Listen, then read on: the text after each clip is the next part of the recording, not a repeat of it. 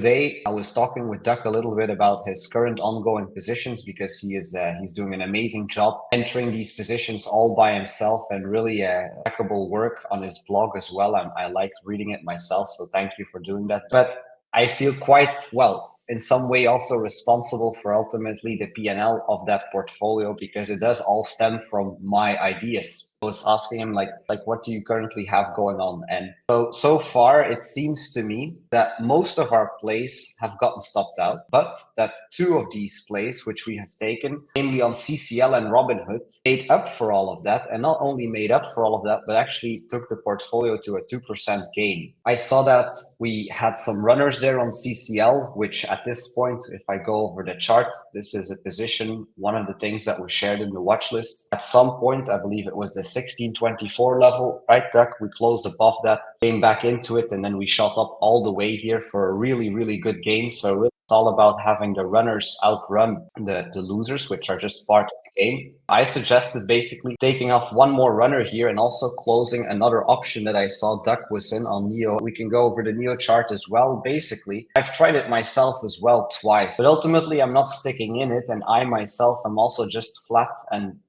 meaning not in any positions necessarily right now. And I really want to go from here and kind of build a Q3 watch list of stocks and equities that are likely going to pay, and just with the intention of growing whatever portfolio it is that we're working with month over month, week over week, and so on and so forth. So one of the reasons why I actually suggested, well, taking some more profit on CCL and also completely closing anything else, so that we just have one runner of a profitable position going, is actually, and I'm making reference to this chart a lot, and I've covered this in previous sessions as well, but it's this DXY chart.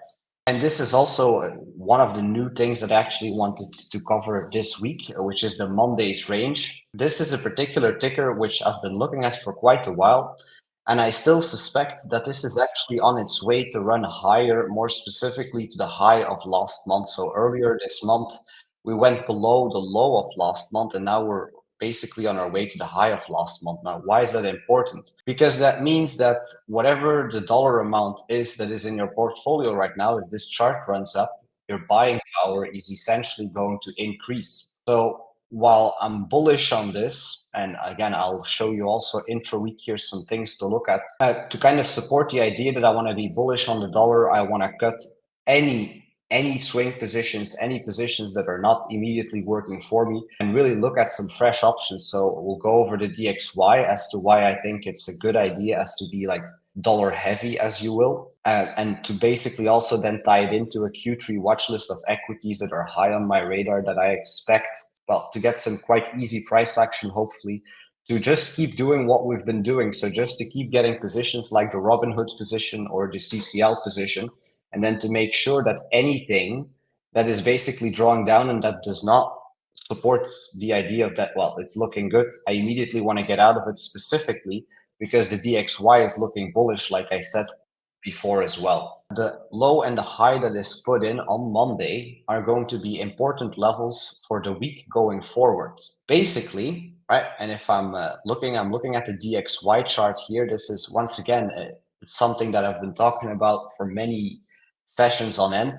It's something that is weekly on my radar, and that, well, if this is going to run up higher, I once again want to reiterate that whatever dollar amount is in your portfolio right now, chances are that you're going to basically have more buying power at some point in the future when this is going to top out and roll back over.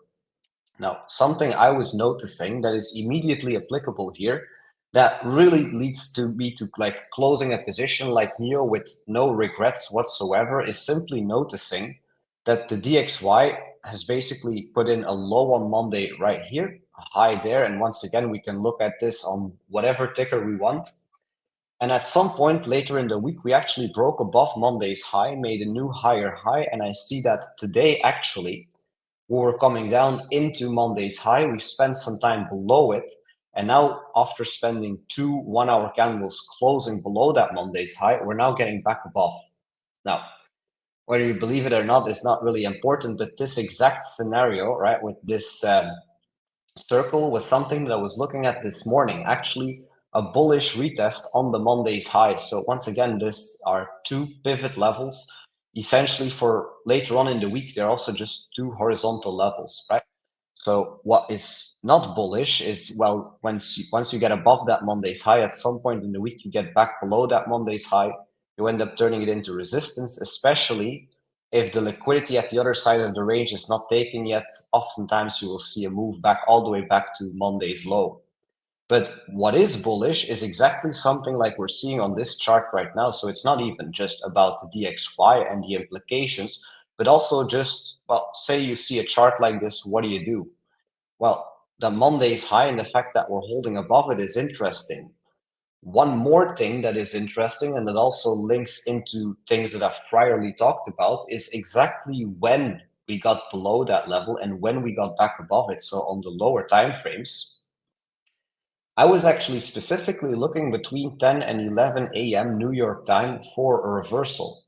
So I had this marked out and again linked to one of the prior sessions and also mostly the live trading on Wednesday where we continuously go over looking for, at least if we are going to day trade, a setup that is taken between 10 and 11. So what do I see on this chart? Well, we've broken out earlier this week and now we're holding Monday's high. And this is really a very good example, once again, of what is called a deviation. So if you look on the 1 hour time frame, get below it, close below it, there is no immediate reason here to believe that price is going up. And the second candlestick essentially also closes below it. And then that third candlestick pops back above and closes back above. At this point, right, my idea, and this is relevant for everything that I'm going to do across all marketplaces, whether it's Forex, crypto, or equities, is that I believe the dollar is more likely to run up at least 0.6%, which for the DXY, that is a big move into last month's high. And that basically means that, well, if the dollar is going to move up, structurally, things are probably going to have a hard time really grinding up higher. In fact, I would want to look at some setups that would imply equities coming down and giving me an example just like this, where we get below a level of interest, get back above it, and then play long from there. Such as, for example, the night chart. So I saw that they have their earnings tonight, and I'm going to be covering that. So that is one chart that I want to link to this, but really, I hope that makes sense. Just looking at this chart to give me, like, once again, no problem in cutting any position that is not just working for me. So if I'm looking at a portfolio and I'm seeing multiple positions in there, I'm really asking myself the question, does it make sense to hold on to this? Is this something that is going to be productive to, well, having a good P&L, or is this really not helping me forward right now? Always remembering that you can always try something again. I'm a very big fan of cutting a loss quickly and then trying it again. For example, the trade idea, maybe twice. As a general rule of thumb, I've also said that many times. Very often we get an entry criteria and then it does hit an invalidation. Well, if the same entry criteria aligns up at that same level, I will often play the idea twice, but I'm not fine with holding things down red to the point where, well, like I said to Duck as well, a lot of people can actually get a streak going in trading, have multiple wins on end, and then typically there's something happens like 7 out of 10 or 8 out of 10 is actually green, and then actually the losers undo all of the essentially good work. Now, ideally, obviously, you have a positive hit rate and a positive P&L.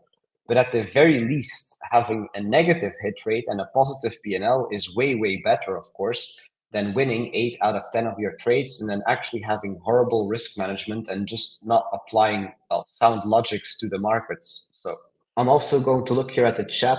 Snap, that is also a ticker which we can look at. But the first thing that I wanted to do now is essentially to go to Nike and to kind of build. Also, that's the reason why Duck is here. You're probably interested in finding some new positions also for that exact portfolio that you're managing, at least your $500 account, which again, at the moment, that is up 2%.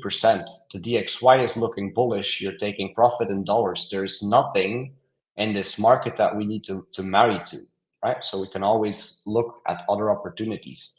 Now, Nike is one chart that I will just get to a clean chart here on the weekly time frame. We can even go to a higher time frame because this is really something that has been trading for a while. Really, what I think about this is, especially with earnings also tonight, this might see some volatility. This is something that is worth putting on the watch list. Immediately, what I think about a chart like this is, well, I remember charts like Disney. So if we put two things next to each other, I always like making comparisons, and some charts lend itself very well to it. Well, it's very, very similar. The difference there is that Disney already made it to the liquidity below the COVID low, while Nike has not done that yet, right? So, not saying that these charts have to play out exactly similar. I'm just saying, well, some charts have already taken the liquidity way lower down below that COVID low. And I know from experience, I was trading Disney as well around those times that that level there held. So at least being as open-minded as to thinking, well, maybe we see downside all the way into that low. Now, I'm not saying there's nothing to do before we get there. There's other options as well, just to keep that in mind, that that would become a plausible scenario. Realistically, what we've done here is exactly the same. The timing is a little bit different. So this thing, Nike topped out in November of 2021, which is when a lot of things stopped out, Bitcoin as well, and a lot of risk on assets in general. Disney topped out earlier that year, but ultimately the price action is very similar, and there is no reason why a chart like Nike could not fill that wick, while a chart like Disney has done that. So that would be at least learning from past price action as well. That is an important swing point, in my opinion, to keep in mind for Nike. So that's all the way down at $60. And I understand that, well, right now we're trading at 94, and that seems quite far out. So I do want to have some options higher up as well. All right. So entry one is move below 88.66 and then closing a 4-hour back above, right? Stop loss on the low that is made below 88.66. And at that point, if I'm thinking, well, what am I going to target from there? Well, I'll look wherever it is that I'm taking an entry, wherever it is I have an invalidation. And at the very least, well, I would want to see typically a 2-to-1 risk reward trade, but I'm also just looking here at what would be good targets for this. So I would say if we get back above it, first target could be, I would say 96.22. Second target, well, I'll zoom out a little bit on the monthly to see it a little better. So we can play it to 96.22 first. Second target can be the highest level, so that the top end of that bearish fair value gap, which is 99. And I would like, I mean, at that point you're up 7-8%. We're probably that is enough for that position with what is probably going to be a tight stop loss below 88.66. So really, would say 96.22. That is a target, and from there we'll basically keep updated. It's all also going to depend on, well, how we come down here. So it's more important that you already know, well, what would be an entry for me. But to give as clear of a target as possible, I would say stick with 96.22. Then second entry is getting below 82.22 and closing a 4-hour back above. Stop loss below the low that is made below 82.22. And let's see, well, if you're breaking down levels, a very logical first target, right? If I'm having horizontal levels of interest based on my monthly time frame, well, the first target for that is going to be 88.66. So basically that broken quote support level then turning into resistance. So looking at something like a 7.8% upside and maybe something like a 2% risk on that setup, which does not mean 2% risk on your, well, on your portfolio, but at least that would be the idea. Then third option would be move below 71.37. So you can also see that there's a big gap between these two levels. That literally means that stems from the fact that we had a huge wick there on the monthly. I kind of want to show that here on the 4-hour. You see a lot of gaps here. That was a big wick on the monthly time frame. So that is something that is leaving behind a big area where I'm essentially not interested in doing any business long until we really hit a significant level lower down, which is very specific, the midpoint of that gap, which is also something that honestly, well, that is an ICT concept and an ICT idea, but not many people are aware of that. So getting below 71.37, closing a 4-hour candle back above, stop loss below the low that is made below that 71.37. And well, a generous, nice, good target for that would be 82.22, literally the level above you that was not held then, right? And for the lowest option, I would say, well, getting below 60, closing a 4 hour back above, then stop loss below the low that is made below 60 before closing back above. And your first target could be, well, 71.37. So the lower we go, actually, the more significant the bounce is probably going to be that we're going to get from those levels. So it's a warm welcome to not oversize on the first levels here. And at least for you, Doug, I would stick with 1% risks here and here. Now, if at some point we're coming lower down and we really get a good setup, maybe at some point we'll decide to risk more than 1%, because at some point, the lower you go, also building up bullish divergences over time, it's going to depend also on the way how we come down, but especially if we're coming down in like an impulsive way, leaving lots of fair value gaps behind, then there's a likelihood that we're really going to see a good move up again, which at that point, especially if your portfolio is already with a profit buffer, we can maybe look to risk even a little bit more as we go lower, because you can also see that the target one is always a bigger percentage move. But does that cover where you need to know where you need to enter, put your stop loss, and then the first target at the very least? And as a general rule of thumb, right, at the first target, you're out 75%, and with the remainder of the position, will basically keep updated from there, right? Yeah, no, that's perfect. I just have one last question on this stock. You know, on the off chance it goes up and we get that the Yes. 99.05. So you're looking for a 99.05 monthly candle close above that Yes. level. And then Yeah. what's the criteria after that? Well, then the criteria actually would be getting below 97.64, closing back above it on the 4 hour. So we would first need to see a monthly candlestick to close above 99.05. That is the first thing. Until that happens, there's nothing to do to the upside to chase price to the upside. When that happens, we treat that level exactly like these levels below us. So we would need to see a move below 97.64 and a 4 hour candle close back above. And at that point, let's see what we would be looking at. Um, well, a good stop loss for that would be actually 96.22, which would be the bottom of that area. That at that point that wouldn't need to come back into play. And targeting to, for example, when I'm looking for a target, right, on the 4 hour time frame here, I am noticing that way back there, we're actually coming down. And what are we doing here? We're leaving behind a fair value gap, and we came very close to it, but we've not ever came back into it to refill any of this inefficiency here. So really pointing out to this here. So if you ask me what is a good target, well, a good target is to play to something like this, equal highs lining up with the bottom of a fair value gap. So good target there would be 102.7. Now, kind of want to see again 102.7. If I see something like this, right, I can add in a line just for a moment to give me a low time frame idea, and at least an execution time frame idea of a good target. 102.7, and kind of just visualizing in my mind how that would need to look. So I would put my stop loss, let's say, let's do 95.98 for a stop loss, wherever we close back above 97.64 as an entry. And then a good first target, I would have then well, a conviction that I want to play back above 100 and then 102.7. Like again, this little detail where this candlestick has not tapped 102.7 is interesting to me.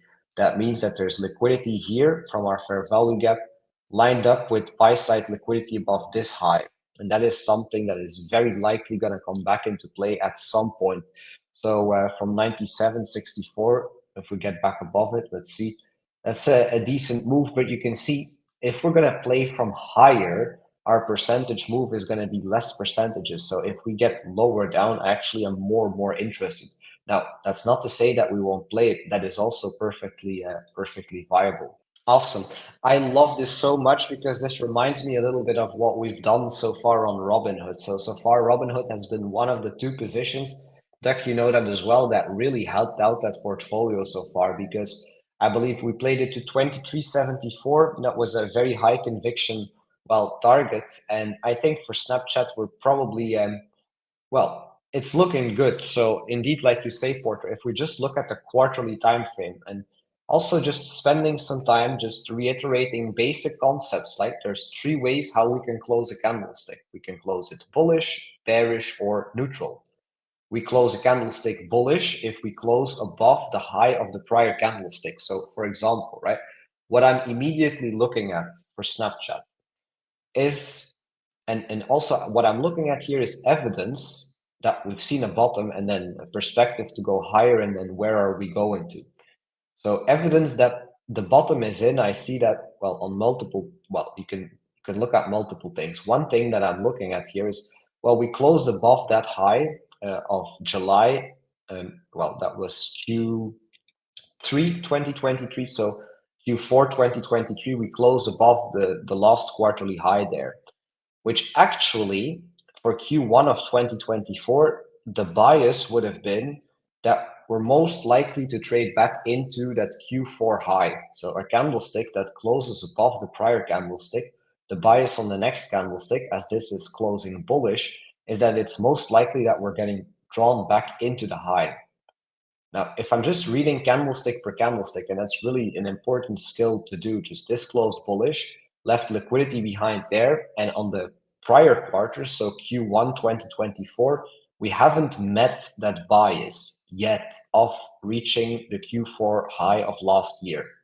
But that doesn't mean that we're not going to make it there. So just looking from a candlestick perspective, that candlestick with that high at which we closed above in Q4 2023, well, that Q3 2023 candlestick is a bullish order block. That's confirmed by closing above it. And basically in the previous quarter, it seems to me like we actually retraced back in that bullish order block. And this candlestick, the way that it closed is neutral.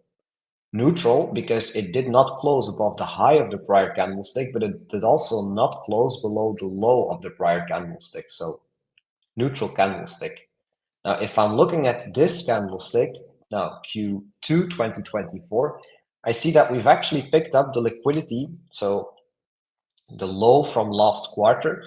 And I'm really just treating this as a range, which to me, it looks indeed like we're super likely getting drawn into the high of the Q1 of 2024. And then by extension, a very good target would be 17.9 here. So my idea here is very much in line with I want to find a long position.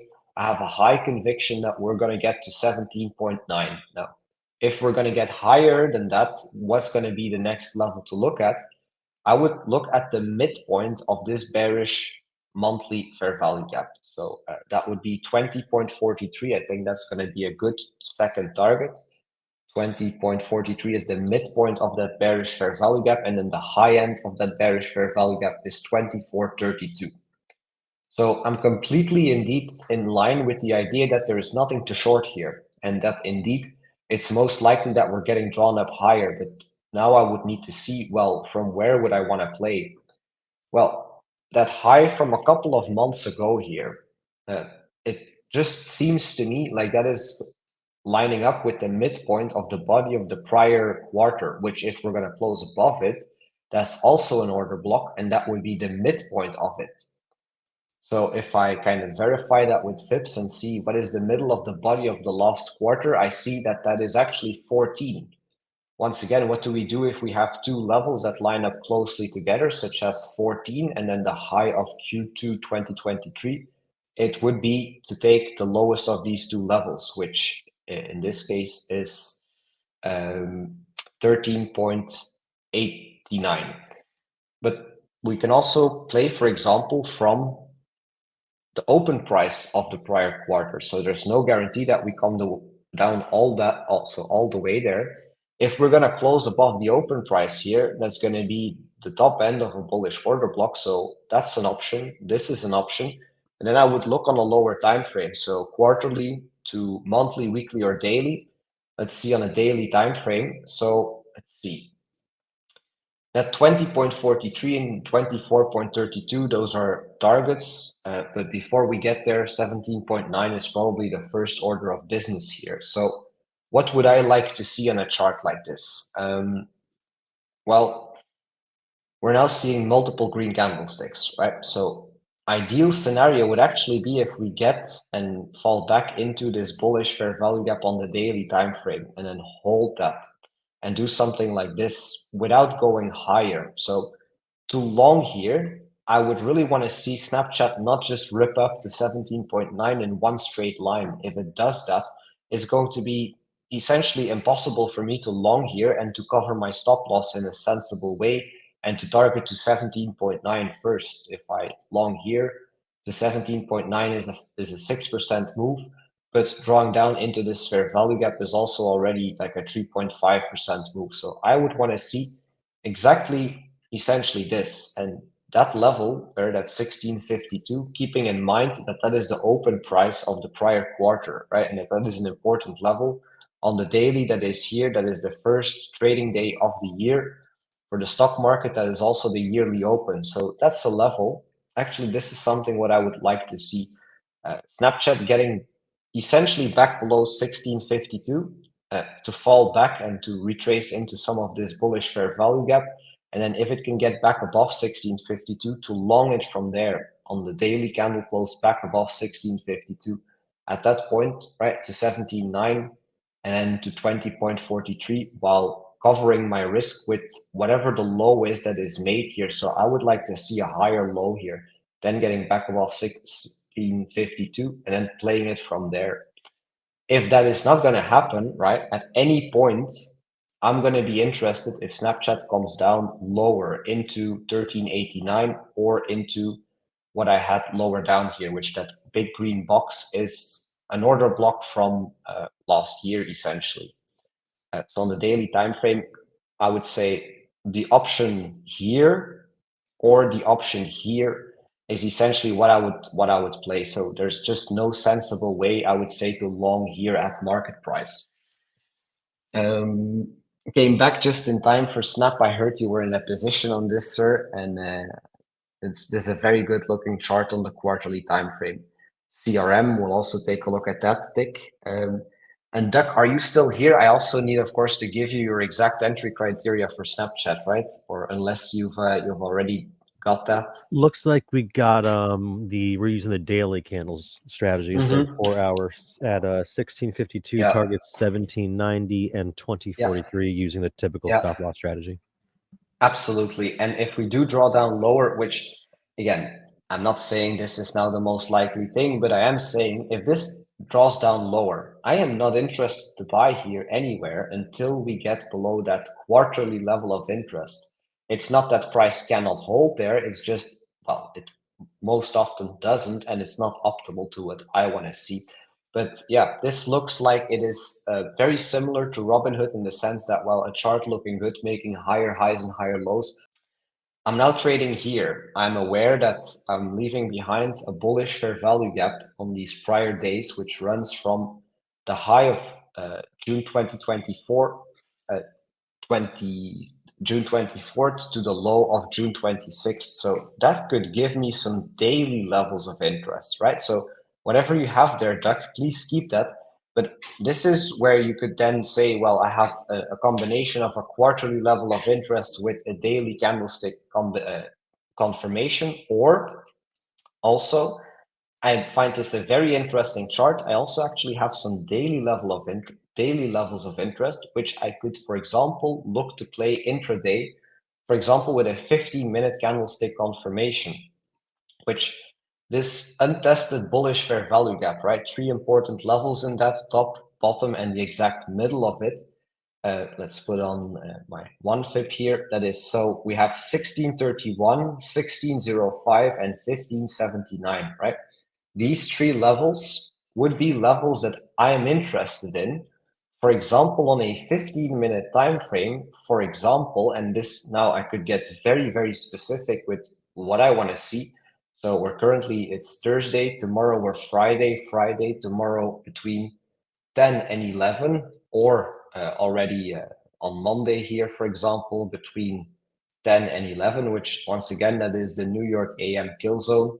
If you're going to see any plays, well, you can of course trade whenever upon bullish candlestick confirmation. That doesn't depend, but if you do something intraday, during these time zones, that is what I would want to see. So for example, right, playing from daily levels of interest now on the same exact chart, I have my blue level here, which I am very well aware still of what that is, right? That's a quarterly level of interest. Get below it, close the daily back above, and start creeping up from there. Now, lower time frame, we might very well drop lower. And it's not because we drop lower, I am still interested to play the long part on this particular ticker, right? So what I could look for example, is a move below either 1631, 1605, or 1579, and then basically getting back above that level, more specifically, for example, between 10 and 11 a.m. New York time, where I'm treating these levels exactly like my high time frame levels, as levels of interest below me, where I want to get below it, get back above, and preferably, just because I really want to emphasize that you should want to do business only on your own terms, right? You can be as specific as you want to be with it. I can go to the market, I can say, well, this is exactly what I want to see also during this period of time, right? That could be something to play. And then intraday, your day trade would look something like from 1579 into, for example, the level above you, and something on lower time frame to basically play. Now, you can also risk 1% on your trading portfolio on lower time frame trades, but generally speaking, if you're trading your swing trades with a 1% risk, I would make a good habit of playing your lower time frame trades with a smaller a smaller size, and essentially half the risk or something like that. So 0.5% risk. That is just an addition, how to find these daily levels. And again, that's just very simple. We've just left essentially this whole, the 3 levels to play from, and you now also know what is the ideal time to play from those levels, so time and price. Also see in the chat, I hope that is clear for Snapchat. I think you have it also, Duck, at least our swing options there. We can take a look at CRM. This is at least an interesting monthly candlestick, which is this going to close bullish, bearish, or neutral? It's a good question to ask yourself. Actually, this has a lot of price history, so it very well makes sense to look at our quarterly as our high time frame. This is going to be interesting from a quarterly perspective, because we actually saw quite a wick down. But if we are specifically going to close back above, I would say, the low of last quarter, then at least this quarter, even though we went very low, actually just ends up closing as a neutral candlestick. If we're not going to close, that is, below 249.84. So I would say that is an important level at the end of the month to close back above, to give this really some conviction that, well, maybe we are gonna trend back to the upside. And in the bigger picture, again, I can go to my log scale. Where could this potentially go to? Well, if this is going to break above its all-time high, this would be a very good example of just a chart that is in price discovery. So that would have potential to run to the 1618, 1272 extensions at least. So that would give potential to 398.57 and 544.79. At least that is that is a chart that is looking decent. Well, more than decent. In its whole entire price history has basically been trending up. Now, this is a very interesting quarterly. I would really emphasize the importance, I would say, of closing above 249.84 this month. If we are not going to close above that, let's see what would that mean on the daily time frame, right? So quarterly levels, we can go to the daily time frame to further elaborate. I can mark out here also where the next quarter starts. That's July 1st, so that is essentially next week. We should not be closing anymore, and it also does not look like we are going to, but still we only know for sure when it actually does close. We wouldn't want to close anymore below 249.84. So I'm going to quickly just redraw these levels, the low of last quarter. Also want to keep in mind the high of this candlestick, because that is the bottom end of the fair value gap. Want to keep in mind the previous all-time high, and then further elaborate from there. So this exact level, that 249, I want to highlight that one as an important one to close above, like I said, at the end of the month. That also means, right, I know that that is a very important level to close above. That is actually last quarterly low. So on a daily time frame here, this would seem like a level that if we are going to close indeed above it, this looks good to me. To the point where, yeah, that is something that has been trading in a high time frame uptrend. So potentially, if we get a nice bullish close above 249, a good option here would be for price to essentially then get back below 249.84, make a higher low there, close back above, and essentially treating this as an uptrend again, where we're making a low, a high, a higher low, a higher high. So being open to the possibility at least that this is going to form another higher low, and then basically trading this into that previous main swing point, 311.75, with the perspective actually, and this is a very good chart because it is, for example, right, in earlier stages than something like MU, where MU has by this point broken out previous all-time high, has ran to the 1618. At this point, it's not, I'm not saying that's cooked, it's probably still at some point going higher, but that's reached some impulsive targets. This is something with really a lot of potential. So I like the idea of playing from that 249.84 level. Get below it, close back above it, and then we take a position from there. And I'm looking for, well, I'm actually going to kind of mark that out a little bit. And what I often also have elaborated on frequently is using that long position tool, or that if you are playing both sides of the market, using that short position tool to kind of see how that would look. So getting back into 249.84, really, I think something like this, right, would be approximately what I'm aiming for. It all depends on where I'm going to close back above. So that might very well be something like this. But essentially, right, this is going to be a key pivot to play from me. Last quarterly low, get back below it. In the next 3 months, get back above it, and then do something like this, like I said. So on the move below, nothing to do until then we close back above that 249.84. What time frame for that? Let's see. So these are quarterly levels. So 3 time frames lower is the daily. So that would be a daily candlestick close back above 249.84 after first going below. So also that would really just mean we end up taking out anybody with a liquidation below 250, and then we close back above it. So trapping breakout traders with stop losses, liquidations below 250, then closing a daily back above. And I would say, right, the stop loss for this, at least for now, I would say we can put that on this low. So if it's going to look like, yeah, we're coming back there, we can always close it earlier. But this would be really the position that I'm looking at, targeting 311.75, so that prior main swing point, and having a stop loss below 227.77. That would be the stop loss and the target for that trade. And the entry criterion is then, yeah, indeed the daily candle close back above that 249.84. If this is going to draw down lower, though, we'll have to reassess. But for now, that's going to be essentially the only option that I have for this. If it does something else, I'll also put that on my watch list, by the way. This is a chart. Really, thank you for the recommendation. Also, Snapchat, also a very, very good one. So I love it when this is an interactive process of you guys are also looking at the tickers that I have not necessarily seen myself. And this is how it very, very often goes. A lot of these stickers on my watch list, I only really got acquainted with them over the years because people are pointing their attention to it.